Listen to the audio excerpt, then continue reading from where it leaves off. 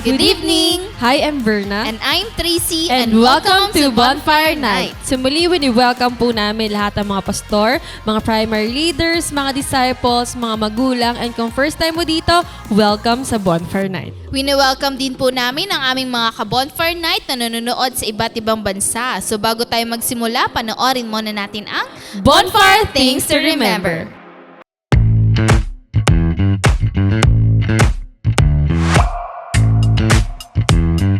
Here are your bonfire things to remember. Bring your notebook, Bible, and ballpen. Open your heart to the message. Hashtag Puspus Yarn. No unnecessary activities while watching. Hashtag multitasker. Wag ganon. Focus on the message through our speakers. No? Kasi kung makikita natin, ang gaganda ng promise. Ang gaganda ng Hashtag promise. focus ka lang. Invite and tag your friends. Be a blessing. Hashtag friendship goals. Engage by sharing your thoughts and leave comments below. Respond to the message and take action. Oh, huwag kalimutan mga ka-bonfire ha. Paalam!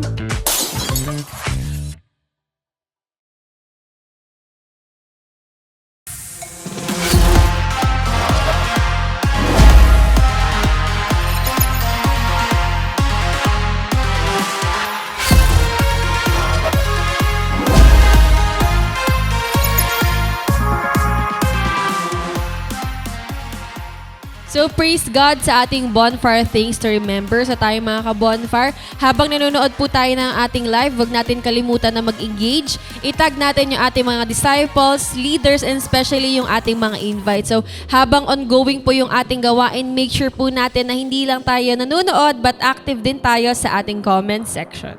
Amen to that. That's why let us all be excited. Kaya ni-encourage ko ang bawat isa na tayo po ay sama-samang tumayo at pupurihan natin ang ating Panginoon together with our worship team sa pamamagitan ng isang awitin.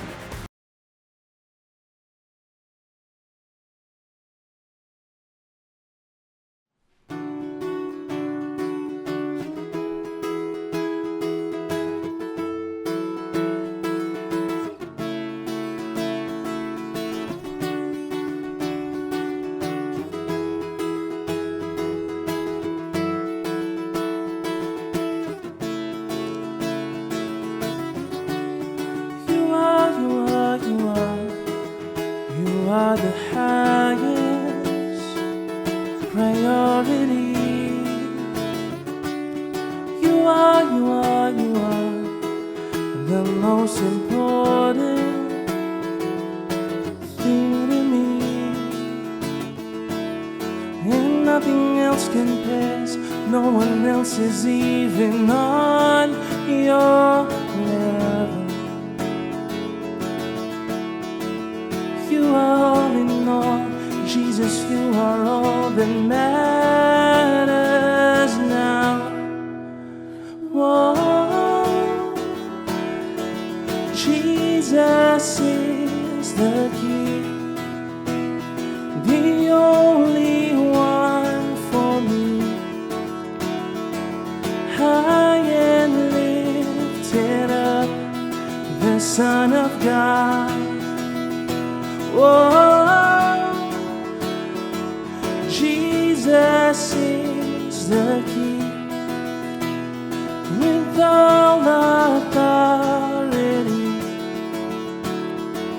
high and lifted up, the Son of God. You are the headline for all of eternity. You are the center of everything, and nothing else compares. No one else is even on your level. You are all in Jesus, you are all that matters now.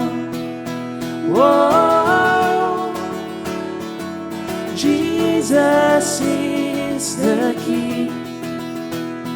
He opened door for me. High and lifted up, the Son of God. Whoa, Jesus is the key. With all authority, high and lifted up, the Son of God. Something happens when I lift up Jesus. Everything begins to change. Something happens as I worship Jesus. Everything falls into place, and you hold it all, and you're in control. And once you've opened, nobody can close. Something happens when I'm in your presence, King Jesus. Something happens as I lift up Jesus. Everything begins to change. Something happens as I worship Jesus.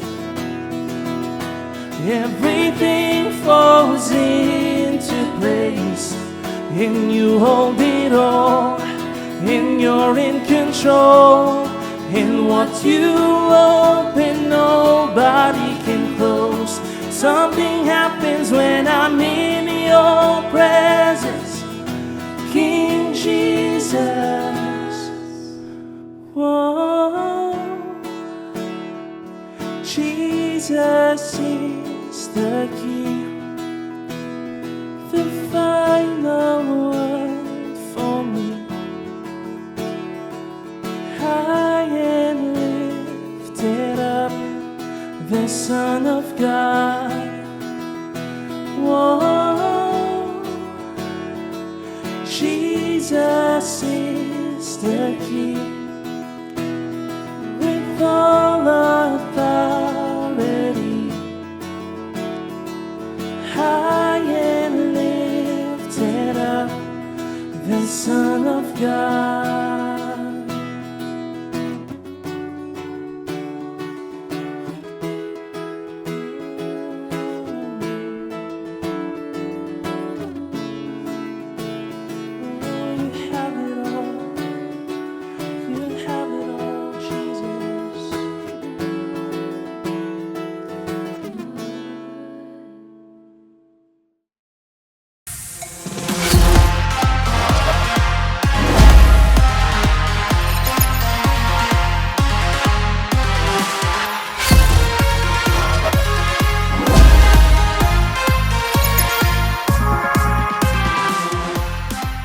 So praise God, and tonight let us all be excited dahil muli makarinig tayo ng salita ng ating Panginoon through our speaker. So we are reminding everybody na kayo po ay patuloy na manood and mag-engage habang nag-share ng message ang speaker natin for tonight. Amen to that. That's why let us ready our hearts and our minds sa message na mapapakinggan natin tonight. So for our speaker, he is one of the primary 12 of CGS Las Piñas, a leader of leaders, part of media and worship team, one of the assistant teacher of life class, and one of the bonfire admin and a professional. Let's welcome Ronjan Daniel Lopez.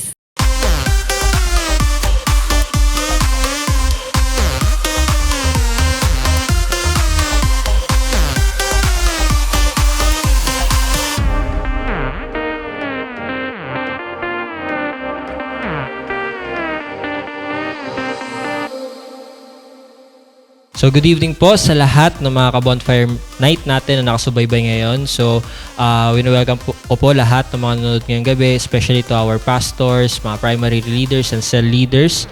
And gusto ko rin po magpasalamat sa ating pastor at kay Tita Del po sa pagbibigay ng opportunity na makapaghatid po sa inyo ng salita ng Panginoon ngayong gabi. And ganoon din po sa aking mga kapwa ka-admin. So, sa pagsisimula po natin, tayo po ay manalangin. Hingin po natin ang gabay ng ating Panginoon ngayong gabi. Let's pray. Praise you, Father God in heaven, Lord. Maraming salamat, Panginoon, sa gabing ito na inyong pinagkaloob sa amin. Thank you po sa pag-iingat niyo po sa amin sa mga nakalipas na araw hanggang ngayon, Panginoon. At maraming salamat din po sa lahat ng blessings and answered prayers. And Lord, we ask for your guidance ngayong gabi, Panginoon, sa mapapakinggan po naming mensahe. Lord, use me as your instrument, maging daluyan ng inyong mga salita, ng inyong mensahe ngayong gabi, Lord God, na kung ano yung nais niyo pong iparating sa amin, Lord.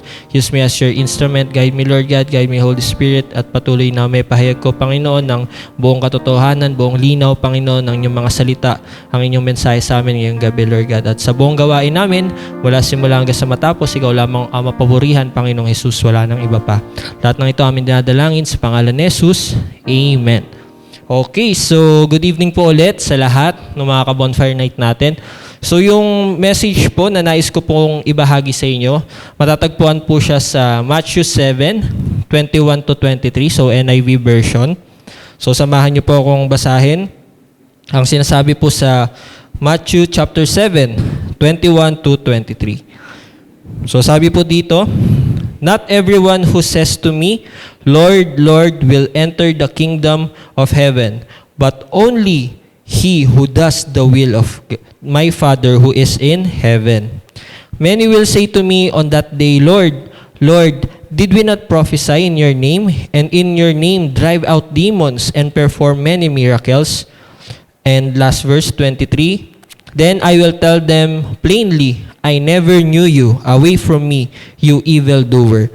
Then, isa pa po, yung sa verse din po natin is Ephesians chapter 5, 15 to 17. So, sinasabi po dito, so Ephesians chapter 5, so 15 to 17, "Be very careful then how you live, not as unwise, but as wise, making the most of every opportunity because the days are evil." 17, "Therefore, do not be foolish, but understand what the Lord's will is." Ayan po. So sa mga binasa po nating text, makikita po natin yung word po doon na paulit-ulit na binanggit, kundi yung will, or yung the Lord's will or God's will. So, yung nais ko pong ibahagi sa bawat isa sa atin, mahalaga po no, na as disciples, as follower of the Lord Jesus Christ, ginagawa natin yung talagang nais ng Lord, yung kalooban niya. No? Dapat nandun, ayun yung nasusunod sa ating mga buhay, hindi yung ating mga sariling kagustuhan o sariling nais na mangyari. So yung tema po ng mensahe na nais ko pong ibahagi sa bawat isa is the will of God, doing what God really wants. Amen? So comment ka natin dyan, I will do the will of God. Amen. Ayan. So, pag sinabing will ng Lord, ito po talaga yung nais ng Lord na makita sa atin. Ito yung nais ng Lord na talagang gawin po natin. Sabi nga is many of us are being busy doing things in our life or while being inside the church. But if we ask ourselves, kung tatanungin natin ang sarili natin, is it what God wants me to do? So ito yung pinagkakabisihan ko ba ngayon? Yung ginagawa ko ba? Ito ba talaga yung will ng Lord na gawin ko? Ito ba talaga yung pinapagawa ng Lord? Amen? Mahalaga po na malaman natin na kung ano yung, or mahalaga na yung ginagawa natin, yung pinaglalaanan natin ng panahon, ng effort, is talagang yung kalooban ng Diyos. Yung nakakalugod sa Kanya at yung nais niya talagang gawin natin. Amen? So, talungin nga natin kung may mga katabi kayo ngayon na nanonood ng Bonfire Night or kung wala man sa ating mga sarili, tanungin natin, ginagawa ko ba talaga yung will ng Lord? Ayan. So, yung pinagkakabisihan ko ba is yung kalooban talaga ng ating Panginoon. Kasi kung babalikan po natin sa Matthew chapter 7, 21 to 23, may mga lumapit kay Jesus Christ, di ba? Sabi nga doon sa binanggit ni Jesus Christ, sabi niya, maraming lalapit sa Kanya. Maraming tumatawag sa Kanya ng Lord, Lord. Pero hindi lahat ng tumatawag kay Lord, sabi nga, ay makakapasok sa langit. Lalo na yung mga nagsasabi, yung mga ginagawa, yung hindi talaga will ng Lord. Kasi dito po, no, kung babalikan natin sa verse natin, chapter 7, verse 22, sabi dito, "Many will say to me on that day, Lord, Lord, did we not prophesy in your name? And in your name drive out demons and perform many miracles."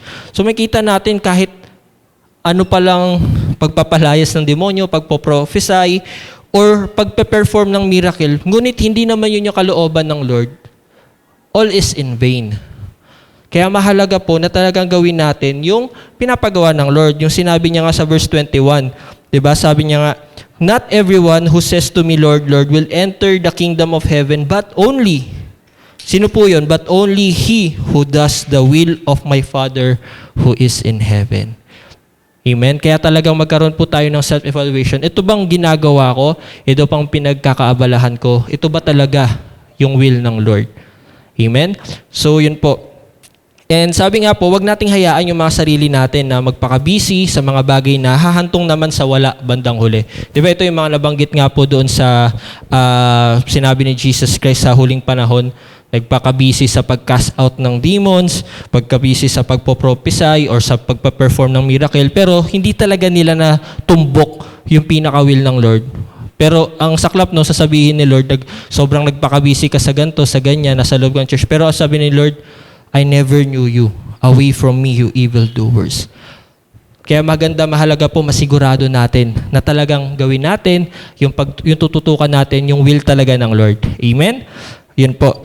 And also, sabi nga po dito, one of the worst things that could happen is being successful in the wrong assignment. Ayun, yun yung isa sa mga pinakamasaklap na pwedeng mangyari sa buhay ng tao. Being successful in the wrong assignment.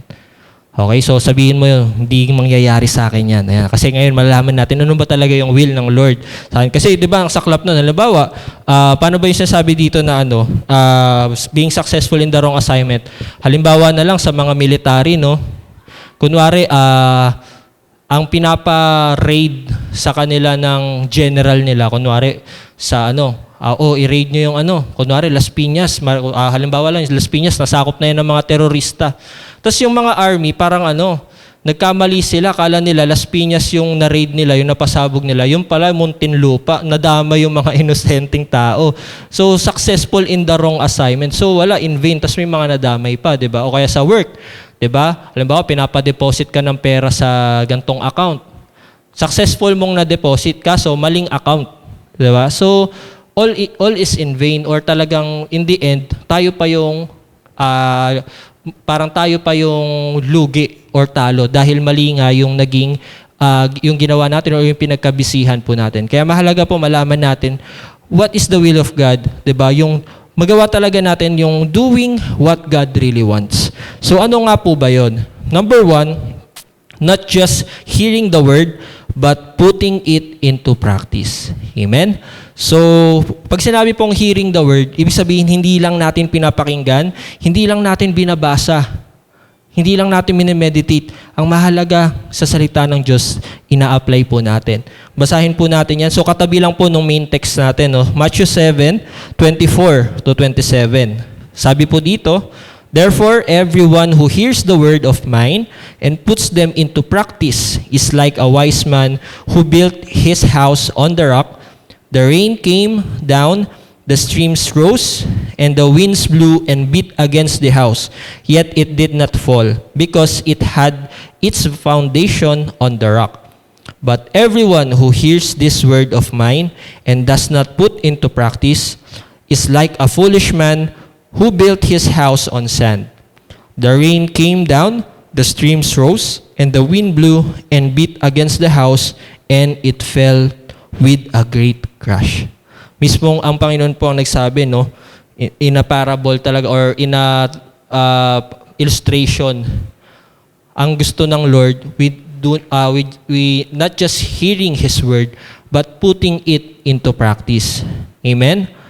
So mahalaga po yun. Siyempre talaga kaya nga tinuturuan pa tayo, life class pa lang, or minsan nga bago pa lang mag-life class, tinuturo na sa atin mag-daily devotion. Talaga mahalaga po yun, yung daily devotion. At mahalaga na as we do our daily devotions, hindi lang po siya dapat added knowledge, hindi lang siya nakasulat, bagkus we put it into practice. Amen? So sabihin natin sa ating mga sarili, I will put it into practice. Ayan. So sabi nga, as we spend time reading and meditating God's Word through our daily devotions, ayan, and hearing the Word of God through mentorings, cell group, sa ating simbahay, bonfire, so sa mga conferences, so we must not forget the most important part, and that is to apply it. So dapat ipamuhay po natin. Ayun ang will ng Lord. Kasi marami pong, ang danger kasi, kapag nag-aaral tayo ng Word of God, at hindi natin siya pinapractice, is criticizing other people. Ayun. Diba? Yung hindi na natin namamalayan, sabi nga rin sa, sa Matthew na, ang laki, yung napapansin natin yung puwing ng iba, yung speck, diba? O yung flaws ng iba. Pero hindi natin napapansin yung sarili natin, may dapat pala i-work out sa atin. Diba? So that is one of the dangers na kapag nagsa-study lang tayo ng Word of God, diba? Nagbabasa lang tayo, nakikinig lang tayo, pero hindi natin ina-apply. Diba? So, kaya sabihin natin ulit sa ating mga katabi or sa ating sarili, panahon na para i-apply ito. Amen? So, that is the will of God. Kasi parang, di ba yung Word of God nga po is, the bread of life, yan yung pagkain natin spiritual. So, kapag hindi natin siya ina-apply, parang kumakain ka lang ng kain, anong mangyayari? Impatyo. Di ba? Pero pag hindi ka gumalaw, hindi ka nag-exercise, or hindi ka gumalaw on that day, kumain ka lang, tas nag-standby ka lang, yun yung picture ng nag-aaral ng salita ng Diyos, pero hindi ina-apply. So mahalaga, may action tayong ginagawa.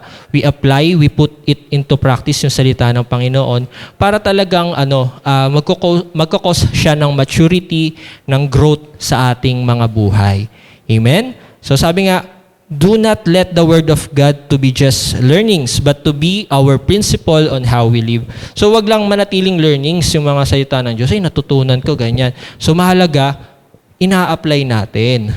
Amen? So kasi mahirap yun, di ba, na dapat, kilala tayo halimbawa as disciples or as Christians.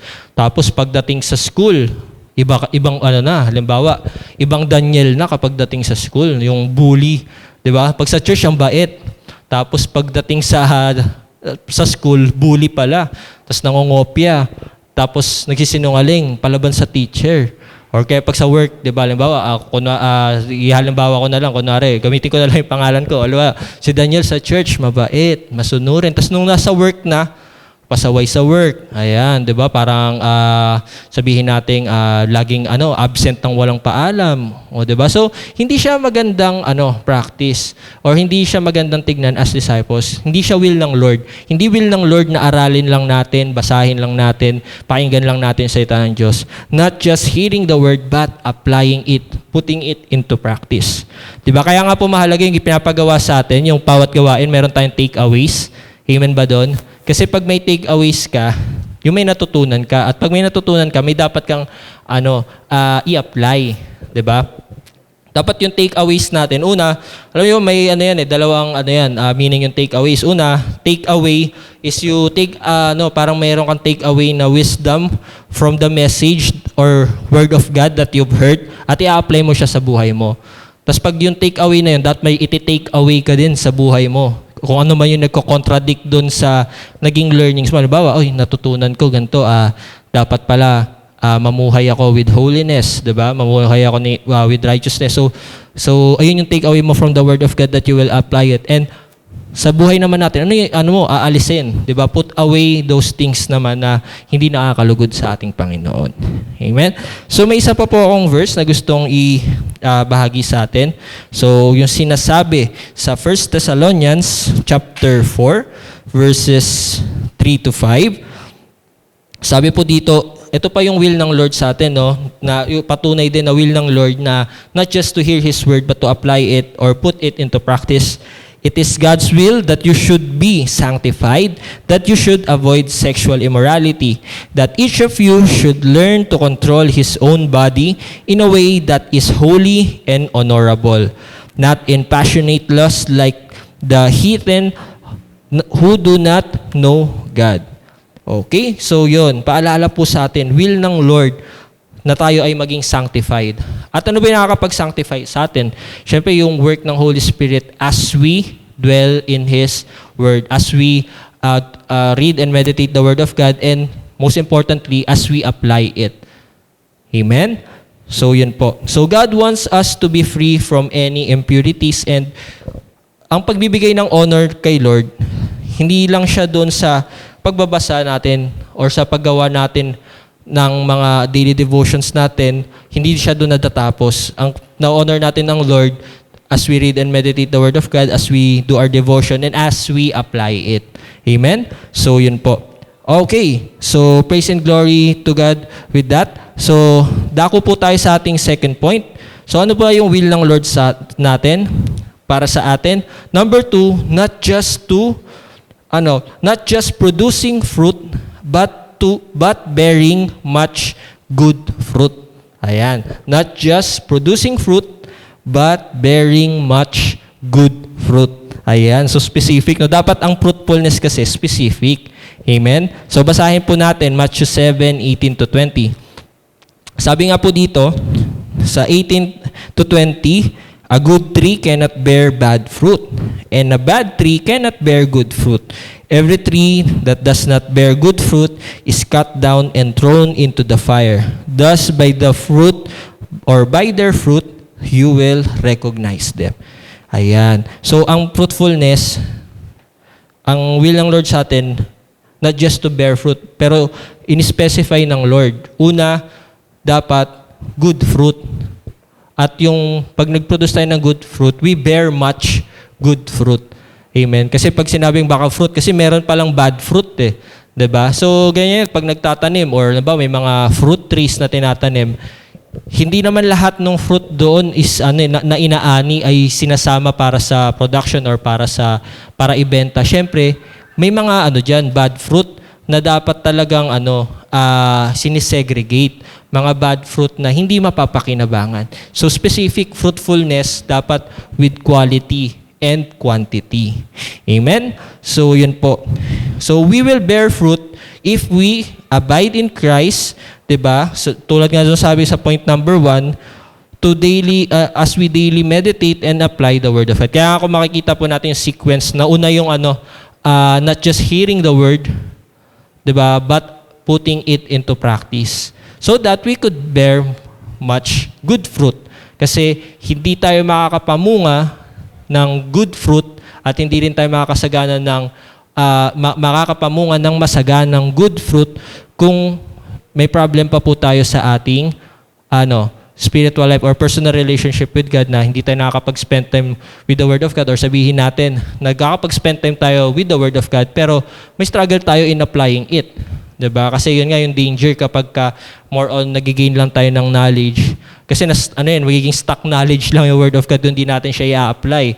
'Di ba? So walang wisdom doon, walang application. So mahalaga yung binabasa natin, yung meditate natin na Word of God, yung mga napapakinggan natin sa bonfire, simbahay, mentorings, conferences, we put it into practice so that we can bear much good fruit.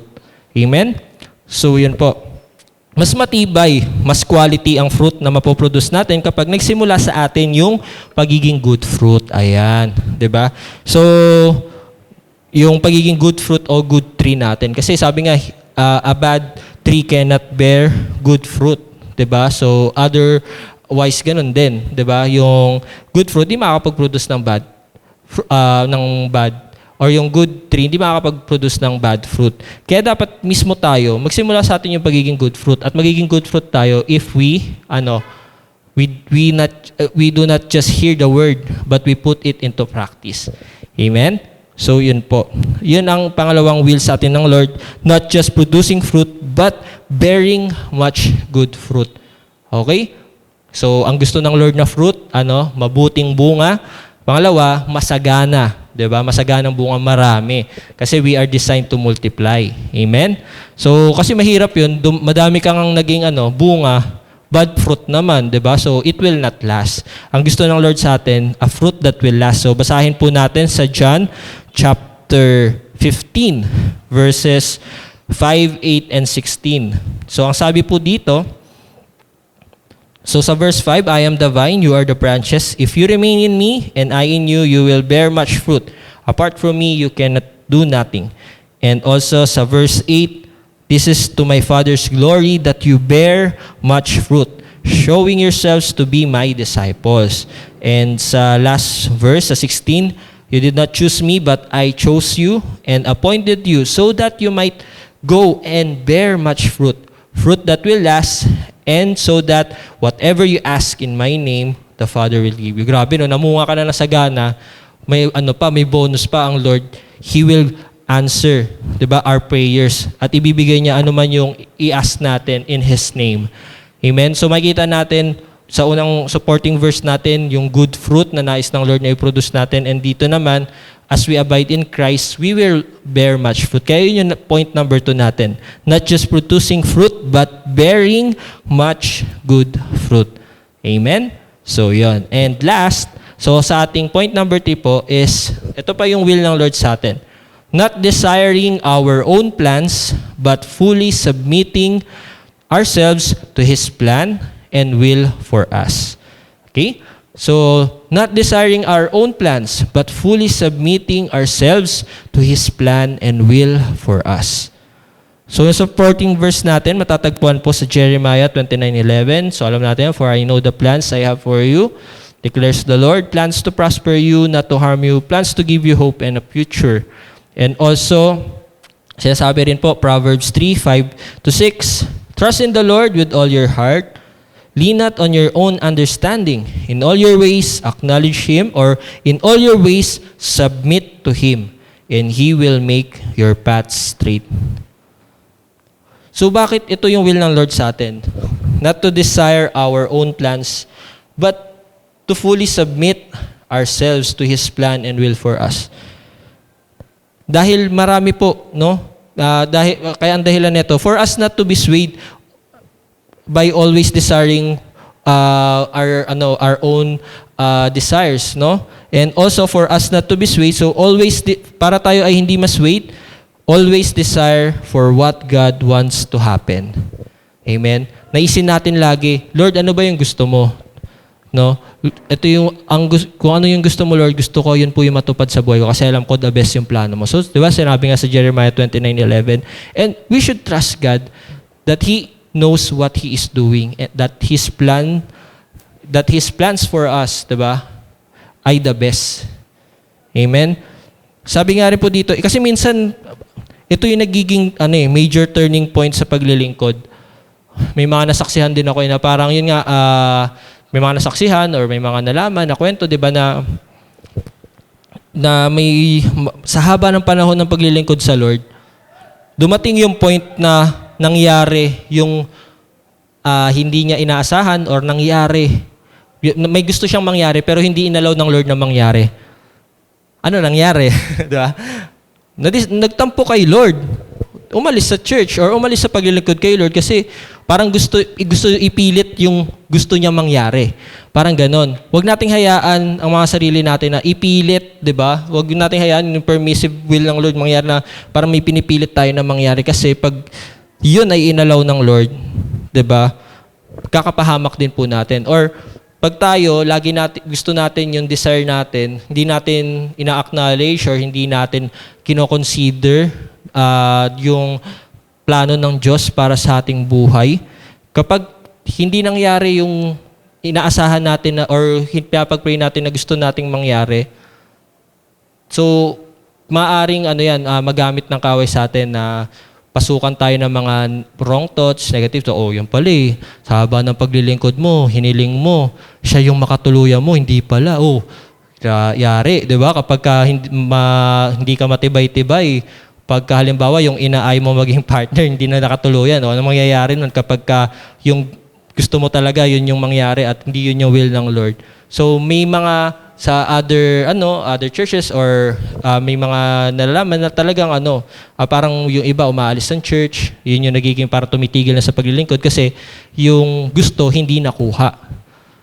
'Di ba? So, submit ourselves to God's will and plan. He will help us to get through anything. Amen? Sabi nga yung nakakalungkot, di ba, yung parang sa haba ng panahon ng paglilingkod tapos hindi nangyari yung gusto mo yan. Nagtampo kay Lord. Paano ko si Lord magtampo sa'yo? Di ba? Nagtampo si Lord, hindi ka binigyan ng oxygen ng 1 hour. Di ba? Patay. Di ba? So, minsan yung mga tao parang ang lakas ng loob magtampo kay Lord kapag hindi na pagbigyan sa gusto. Pero alam ba natin na yung mga desires natin minsan, nag-a-answer si Lord ng no kasi para sa protection din natin. Amen? Kasi alam ng Lord, maaari natin yung ikapahamak or maaaring ikalihis yun ng landas natin na hindi natin magawa yung will ng Lord para sa atin. Diba? So sabi nga po dito is, submitting ourselves to God's will and plan will help us to get through anything and to gain more wisdom and wider understanding. Amen? So panghawakan din natin, Romans 8:28, diba? Na talagang all things work together for our good, for those who love God. Amen?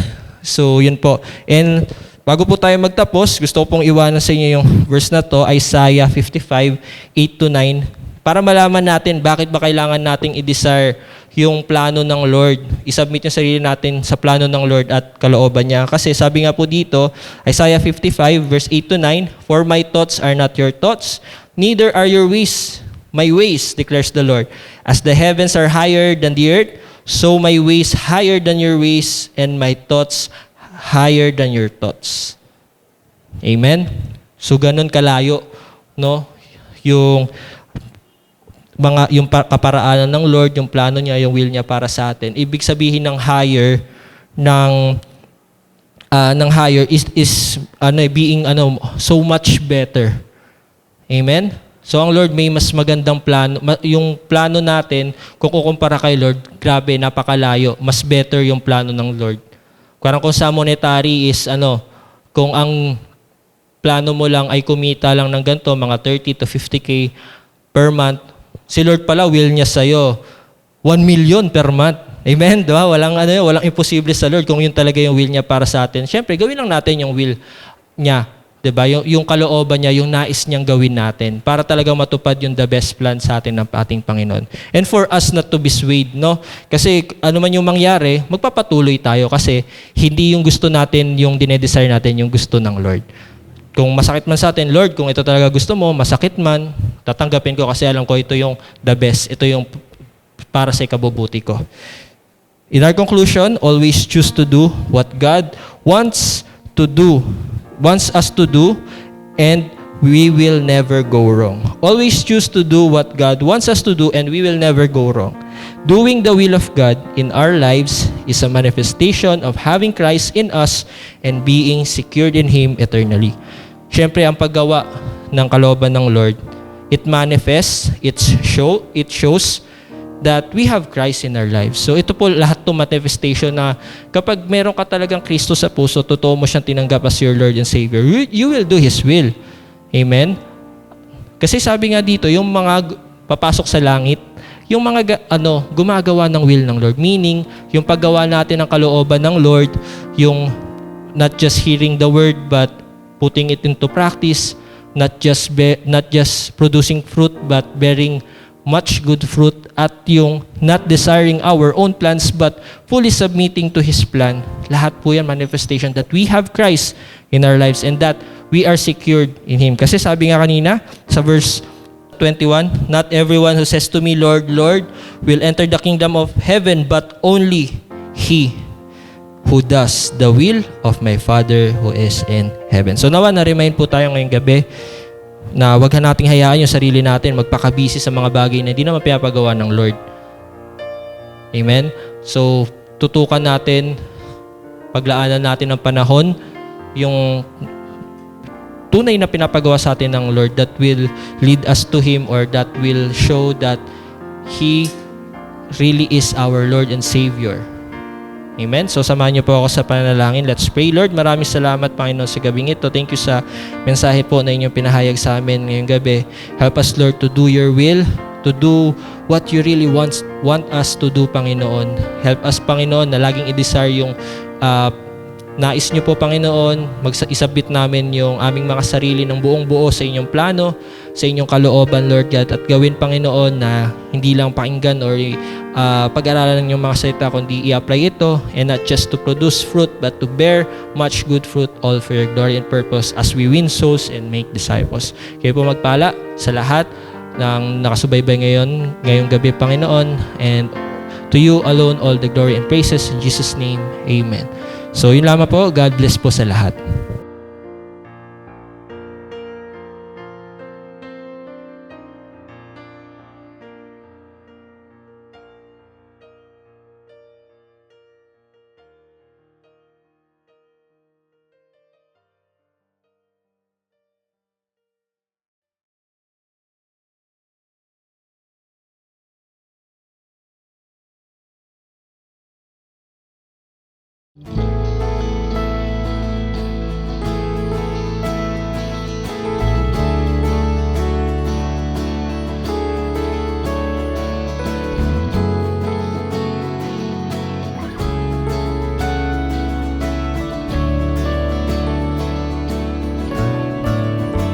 Nais mo sa'kin isang pusong dapat, puspusin mo ako ng punong mong wagas. Ako ay linisin, sala ko'y hugasan, at ako'y puputi ng lubos-lubusan.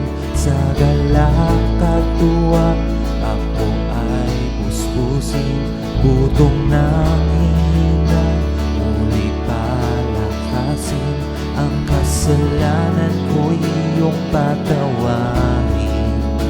Lahat ng nagawang masama'y pawiin. Pusong tapat sa akin likhain. Bigyan mo, O Diyos, ng bagong damdamin sa iyong harapan. Huwag akong alisin, iyong banal na espiritu'y paghariin.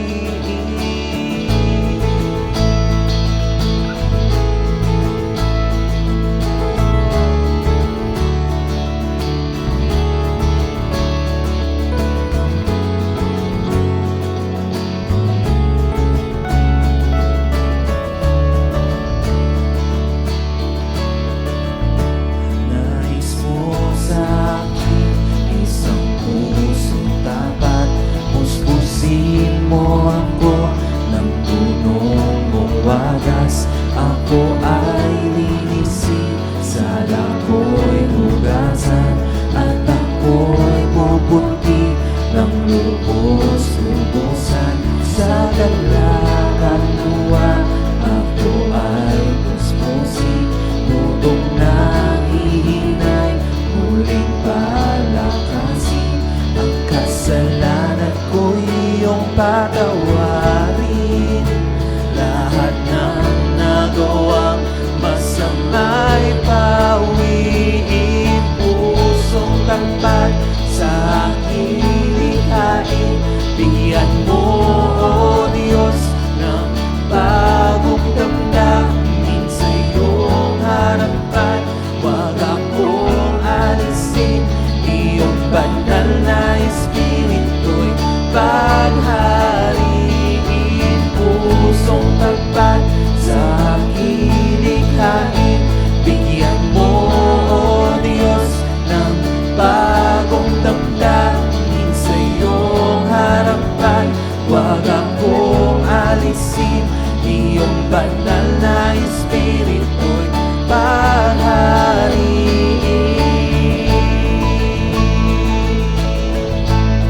Maghari ka, O Diyos, paghariin.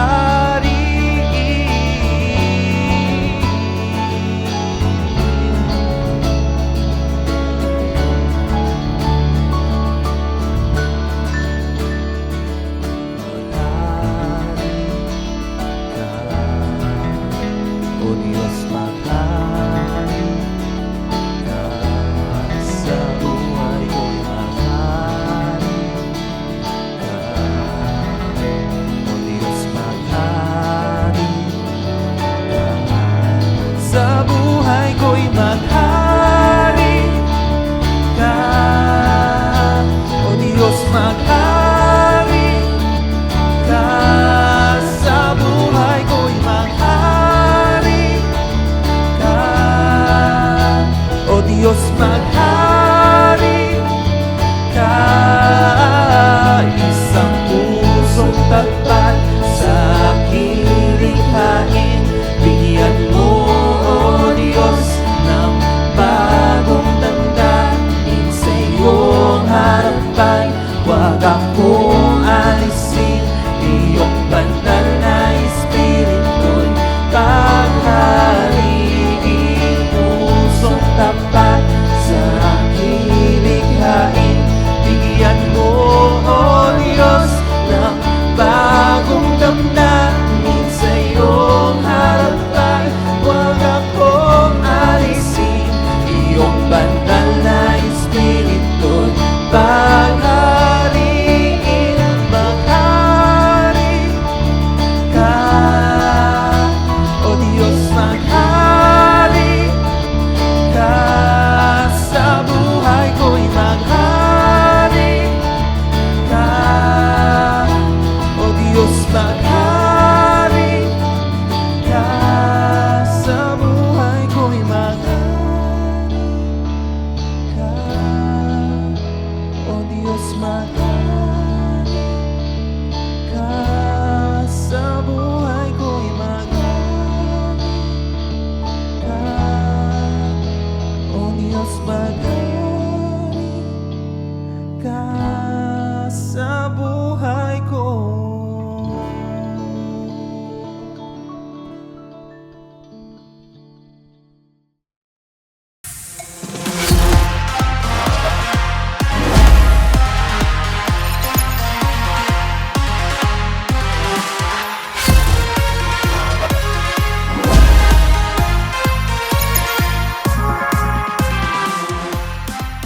Praise God and thank you, Daniel, sa message na inatid mo at shinare mo sa bawat isa. At alam ko rin, it's a big reminder for every one of us. Kaya we encourage everyone na patuloy nyo pong i-share ang inyong mga takeaway lines using this hashtags.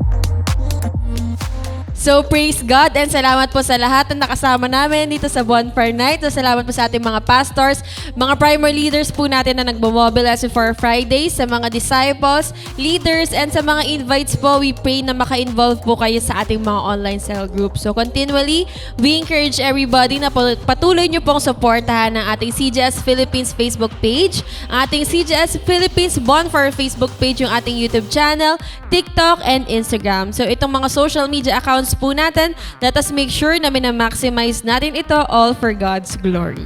Amen to that. And we also encourage everyone sa darating na Sunday online simbahay. So patuloy po tayo mag-share at mag-invite ng ating mga friends, family, and colleagues para sila rin ay mabless sa ating online simbahay at sa message na ihahatid sa atin ng ating buting pastor, Pastor Rami Henares Jr. So, thank you and God bless!